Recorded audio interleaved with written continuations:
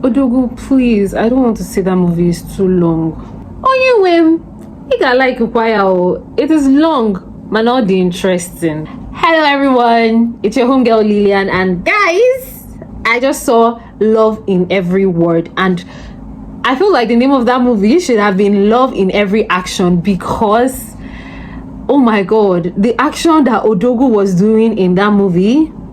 Please, let's just give Omoni Oboli her flowers, because I was expecting so low for the part 2 of this movie, but I could not stop my chin from just going high. The main character of this movie, Bam Bam, she embodied this role. Her charisma, her feminine energy, like her voice. Hell, Odogwu, please. So guys, basically, Love in Every Word is a movie about a girl who fell in love after she always dates guys that are always trying to figure out their lives, or not wealthy, or like have a certain accent, and she doesn't date Igbo men, although she is Igbo. And it was caused by what her dad did to them. She actually thought her dad abandoned them when she was young, but it was up until this part 2 that we found out that it was her mom that actually left because of she did not want to break the man's family, both his immediate and extended family. So after Achalugo's last relationship that she invested so much into it, and then the guy still ended up being a cheat and,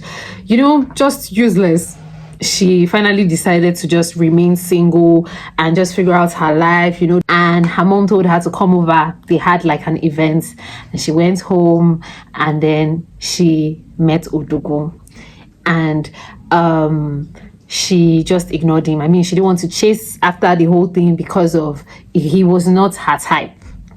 And then she goes back to Lagos, and he comes to Lagos and he buys a building to just get her number. And she was like feeling undeserving of it, and she was also scared, you know, what if this man is like too good to be true and all that. And after every he figured out from her friends that, oh, she had a trauma caused by her dad, and that's why she like dates a certain kind of guy. And Odogwu understood and came for her. And that was the end of Love in Every Word part 1. And then they told us there was going to be a part 2, and we're like, what they want to do in part 2? What will happen? We don't think it's necessary. So guys, part 2 is where they get married, but then trust your village people to work. First of all, in this part 2, how did Adaku from Jennifer's Diary leave Jennifer's Diary to come to Love in Every Word? I mean, when I saw Adaku, I was like, oh my god, okay, I mean, you know, if you watch Jennifer's Diary, you will know that Adaku just suits that role that they gave her. Then Patience Ozokwo, hey, like, she was one person in this movie that it just felt like she's not acting, she's living it. You know, if you've been watching Patience Ozokwo for like the longest, you're going to know she's always tagged either a wicked mother or wicked stepmother or wicked mother-in-law. So, you know, the whole role of her having to play the mother-in-law that doesn't want to accept her daughter-in-law and stuff like that. Like, honestly, it was her just living. No, Onyeka just played her role very well. So Patience Ozokwo acted as Onyeka, Odogwu's mother, and at first she did not want to accept Achalugo because she found out that, oh, Achalugo was a bastard, her parents didn't get married, and she just had the whole idea from what she heard from people that, oh, her mother did not train her well, and she did not have good character and stuff like that. And also deep down, I just felt like she was feeling like Achalugo was a hypocrite. She was pretending to not care about Odogwu's money, but she just thought she was going to be a gold digger at the end of the day. But Achalugo surprised her, and then Odogwu was just able to pull up a prank of them going to the same resorts to chill and getting to know each other. So someone said that she feels like it is unrealistic for you to not know your mother-in-law. I mean, you guys dated, you know, and it's very possible, because I mean, not a lot of elderly people take pictures, and even the younger people, there are still people that do not take pictures, or they've taken pictures, but the pictures that they have are from years ago, and if they have changed so much, you might not get to recognize them from just meeting them for the first time. Maybe their face might be familiar, but I mean, you might not be certain. And then again, another thing that did not sit right with me is the fact that she named her collection, her perfume collection, Achalugo and Odogwu. I don't know if they name a perfume Achalugo and Odogwu, are you going to get it? So she was able to start up her own business where she sold perfumes like she wanted to. Then all of a sudden, ex were better from nowhere. I want to ruin her happiness.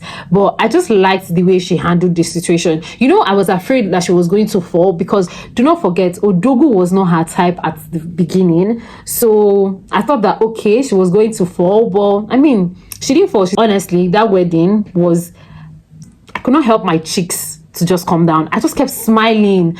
The wedding was really nice. Another scene that got me here in this movie is the part where she broke up with Odogwu after she found out that Odogwu's mother disapproved of their wedding, and then her friend Ify went to go and wear black and black to like mourn the relationship. It's true. Where did her friend Ivy go to? I think Ivy was the one that they were constantly talking on the phone with and all. But I did not like the fact that she was not in part 2. Like, dear, I mean, it would have been more interesting to like have her there, you know. They were friends from the beginning. It was just more sensible for her to be there. But yeah, I liked the movie. I liked the people that they brought into part 2. It made it really nice to watch. Like, honestly, everybody embodied their role. Uzo Arukwe was Odogwu. How did I miss to tell you guys that? Uzo Arukwe was the person that acted as Obiora. Odogwu Para. Hey! Oh yeah, if you know you've not seen Love in Every Word 1 and 2, run along to YouTube now and go and see it. And I am so grateful that they did not even decide to take it to the cinema or Netflix. They just brought it back to us here on YouTube where we saw the part 1. Make sure you go and see this movie on YouTube and come back and thank me later. So if you know you're here to the end of my video, thank you very much. I really appreciate it. Remember to like, share, subscribe, and drop a comment. If you know you've not seen this movie, run along to YouTube and see Love in Every Word. If you know you've seen the movie, tell me what you feel about this movie. And do not forget to drop a comment if you want me to see a movie and review it. Till next time, bye.